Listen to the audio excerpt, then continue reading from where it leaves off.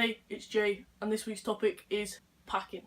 So I'm going to talk about a little bit of advice and things to keep in mind when you first start packing. So first thing, when you first start packing, always start out small. Because if you think about it, you're not used to having anything there. So when you first have it there, it feels really strange, and if it's going to be big, then it's going to feel very, very strange and really hard to get used to. Personally, I'd recommend for your first one, anything between 3 and 4 or 4.5 inches.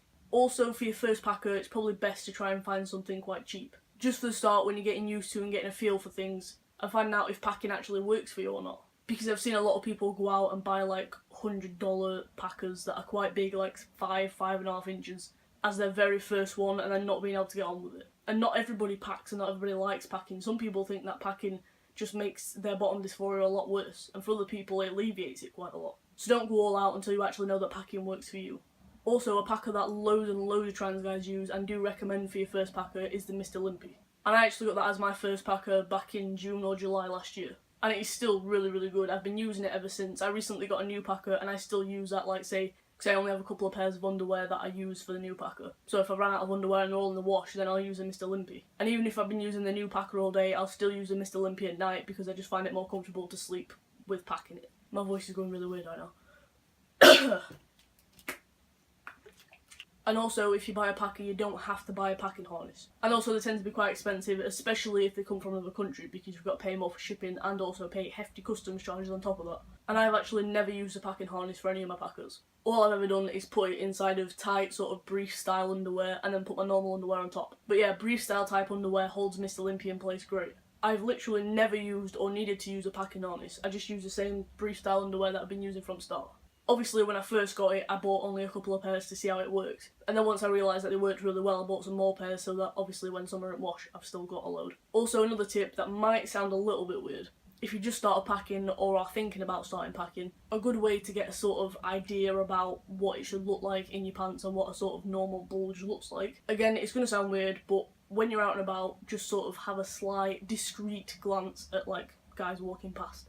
I say discreet as in don't just like stare at the crotch, and when they're talking to you, just be like, yeah, while you stare at it. Like if they're walking past, just be like sort of looking at the floor and sort of just like glance up for a couple of seconds. It sounds a little bit like perving, but it's really not, because you're not looking at them like that, you're looking at them for like research. Or alternatively, you could look up on the internet, but I feel like that would bring up a lot of dodgy searches and then it kind of would be perving. But yeah, I did that quite a lot when I first started packing because I was very insecure about did it look normal, did it look too sticky out, did it look like I have a boner. It never did, but I just want to make sure and know that it looked as natural as possible. And what you'll notice on a lot of guys, when they're not wearing, if they're wearing like tight skinny jeans, then you tend to see a bit of a bulge. But otherwise, you don't see much at all. And besides which, for most people, packing isn't about the fact that you can see a really visible bulge or that it looks big or anything like that. It's normally just there for you to alleviate dysphoria. And like for me, it just makes me feel more comfortable when I'm out in public, knowing that for if whatever reason something happened where there should be something there to be able to see, then it's there. And also it just makes me feel more comfortable knowing that I've got something there.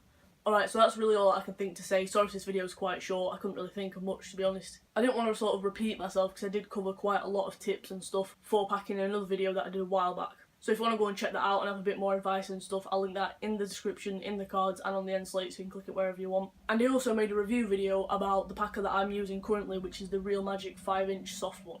I wouldn't recommend it at all for a first packer because it is quite big and quite heavy, and it took me a while to get used to it even though I've been packing for a good while now. But if you do want to go and check that out anyway, I'll leave it everywhere with the other video as well. And remember, if you liked the video or you found it useful at all, remember to give it a thumbs up.